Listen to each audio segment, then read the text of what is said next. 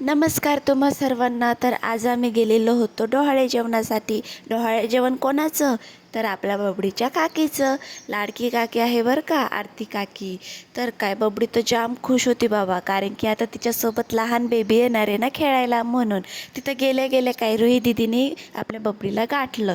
तिला काही सोडायलाच तयार नव्हती, कारण की तिला ती खूप आवडती. त्याच्यानंतर म्हटलं चला आरतीसोबत थोडेसे फोटोज काढून घेऊ, व्हिडिओज काढून घेऊ. मग बबडी तर इतका एन्जॉय करत होती, सारखे बोलून बोलूनच खेळत होती. तिला अजून काय असं वाटत होतं की मी बड्डेलाच आलेली आहे काय.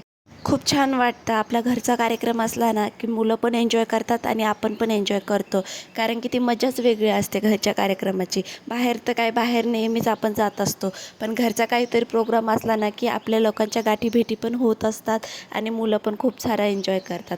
मग काय, गेले ओटी भरायला. ओटी भरताना मला माहितीच नव्हतं की पहिले हळदी कुंकू लावतात आणि नंतर ओटी देतात. पण मी काय केलं, पहिले ओटी देऊन दिली. नंतर आरतीनेच मला सांगितलं की हळदी कुंकू आधी लावायचं असतं. म्हटलं चला जाऊ द्या, आता झाली चूक तर आता त्यालाच काही सुधरवू शकत नाही. नंतर ना, आपण जे बर्फी पेढा वाटींमध्ये लपवून ठेवतो ना, त्याच प्रकारे आम्ही काहीतरी युनिक करायचं ठरवलं होतं. तर एका बॉक्समध्ये बाबासाहेबांचा फोटो, तर दुसऱ्या बॉक्समध्ये सावित्रीबाई फुले यांचा फोटो होता. कारण की मुलगा झाला तर बाबासाहेबांसारखं व्हावं आणि मुलगी झाली तर सावित्रीबाईसारखी व्हावी, म्हणून त्यासाठीच. आणि नंतर काय, तिने बाबासाहेबच काढले. मग झालं, तिची ॲनिव्हर्सरी पण होती, तर केक वगैरे पण कटिंग करून घेतला. मग काय, नंतर आपल्या लोकांसोबत थोडेसे गप्पे-शप्पे मारत बसलो. मग काय, माझा ईश्वर भाऊ होता, तो तर इतका जोक करत होता की बस, हसून हसून माझं पोटच दुखायला लागलं होतं. मग काय, नंतर आहे ना जेवायची तयारी झाली सुरू.